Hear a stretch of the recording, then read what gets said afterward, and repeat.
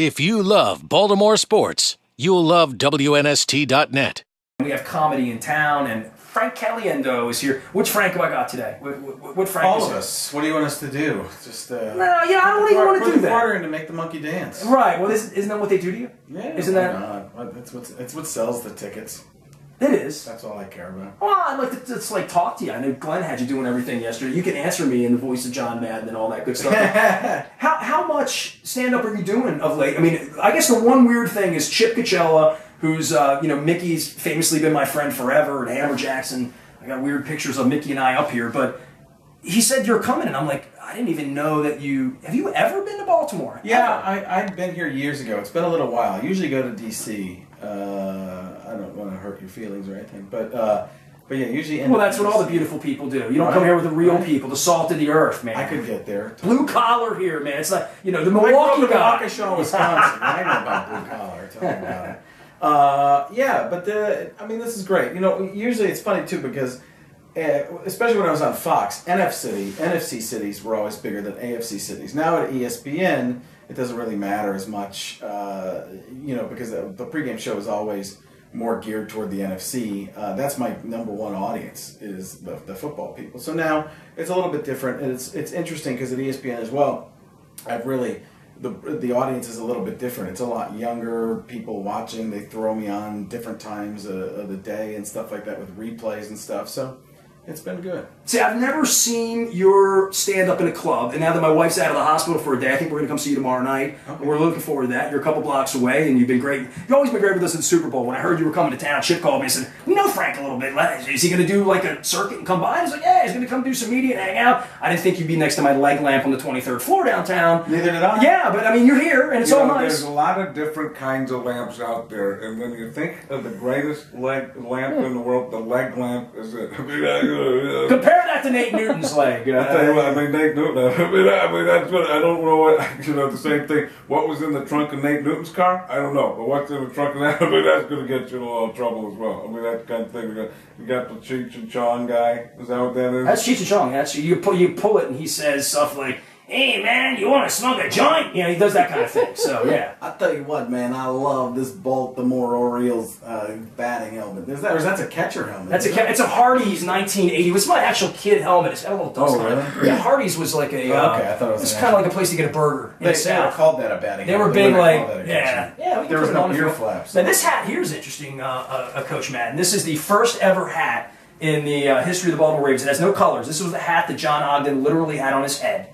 At the draft in 1996, there's no purple. It's just silver and black. Yeah. Before they had a logo. And I coached for the silver and black, and it's a different silver and black than that is. You look at that. Do you do all Raiders coaches? You do a Tom Flores too? Or? That would be awful. So your stand-up thing, why here, why now? Give me the lowdown. How many dates a year are you doing? I'm just in a.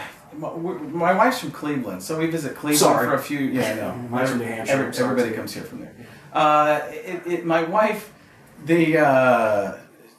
we're in Cleveland for a couple of weeks right now, 3 weeks, visiting in-laws. I'm really sorry. Well, when you're in Cleveland, this is a good place to come. This is so I was just getting out of there, so yeah, that's kind of, I go back. I actually do a couple of things there on Father's Day. I'm doing a couple of shows in Cleveland, and then going to Columbus and Chicago the next couple of days after that. Then I'm in Cleveland with them, living the high life. See, I've never seen your act, so this is kind of cool for me. I've never seen it. I was going to bring this up in Cleveland. I saw Drew Carey at the All-Star game in, I guess it was 95, 97, whatever that year was, and I had never seen him work. Guy, you know what? The guy who, one of those All-Star shows? Right. Well, the guy who opens for me was on one of those. Probably was on that one, George Cantor. Looks like a buff Pete Carroll. I walked in on Drew Carey, and here's Drew Carey, like...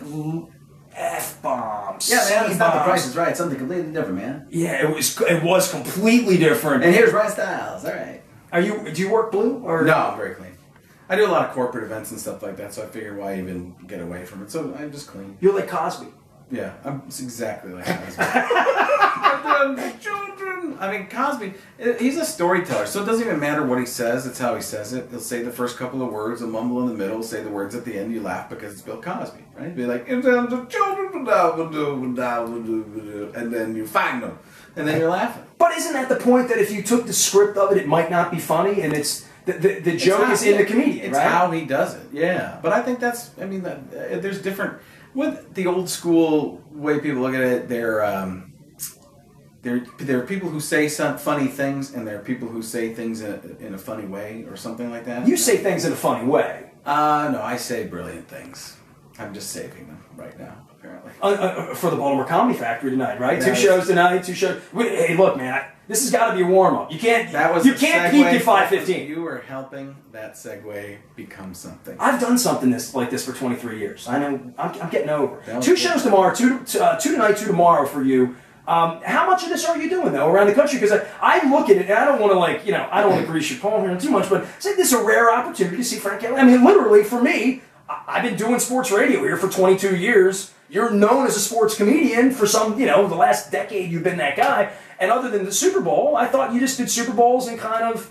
Yeah, for me, really, the show itself is really only 15, maybe 20% sports stuff, because you can't do sports the entire time, because there's people that are there to see just comedy in general. So it's pretty vague.